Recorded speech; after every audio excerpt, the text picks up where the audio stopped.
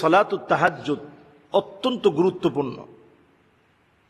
এই সালাতটা যেমন দামি, অনেক সময় এই সালাতের গুরুত্ব নষ্ট করার ক্ষেত্রে অথবা আপনাকে ভয় লাগিয়ে নামাজের কনসালটেশন নষ্ট করার জন্যে জিনেরা অনেক সময় আপনাকে ভয় দেখাতে পারে।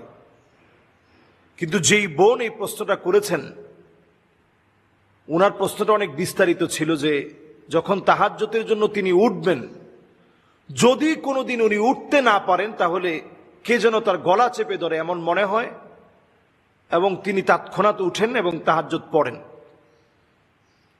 এই ক্ষেত্রে আমি বলবো যে এটা ওনার সাথে যে জিনটা ওনাকে হয়তো এভাবে কষ্ট দিচ্ছে, এটা কিন্তু খারাপ জিন না। জিনের মধ্যে কিন্তু ভালো খারাপ আছে। যে চাচ্ছে যে তার আমল আরো ভালো হোক, সে তাকে সেই সময় উঠানোর জন্য এই কাজটা করছে। তো এই জাতীয় কাজ যদি হয়েও যায়, আমরা সেই সময় ভয় পাবো না। আমরা তখন তেলাওয়াত করব। যদি আরো বড় ধরনের কিছু আপনি দেখেও ফেলেন, আপনি সেই সময় সূরা কাহাফ তেলাওয়াত করার 10টা আয়াত তেলাওয়াত করার চেষ্টা করেন।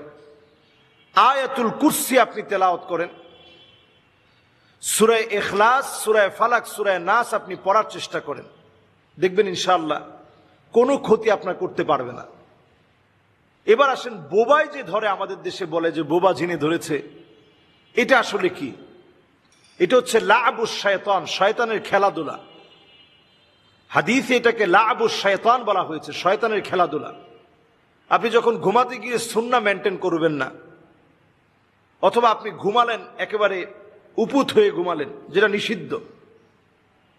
উপুত হয়ে যখন আপনি ঘুমাবেন,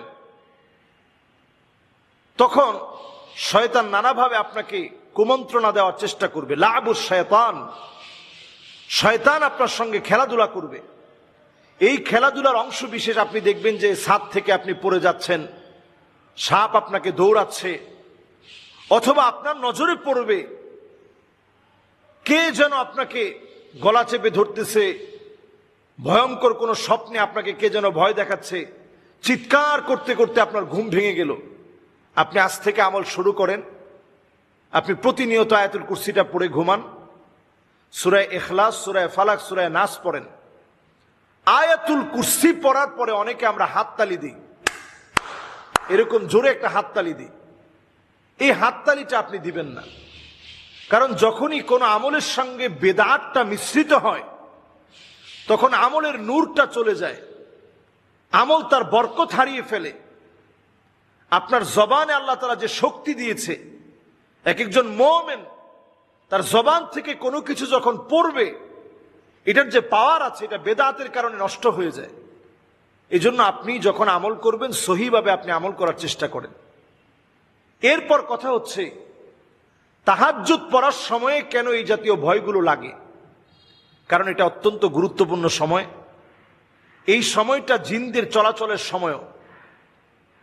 বিশেষ করে তাহাজ্জুদের যেই সময়টাতে আমরা উঠি, একেবারে রাতের শেষাংশে উঠে যারা তাহাজ্জুদ পড়েন, জিন এই সময় চলাচল করে।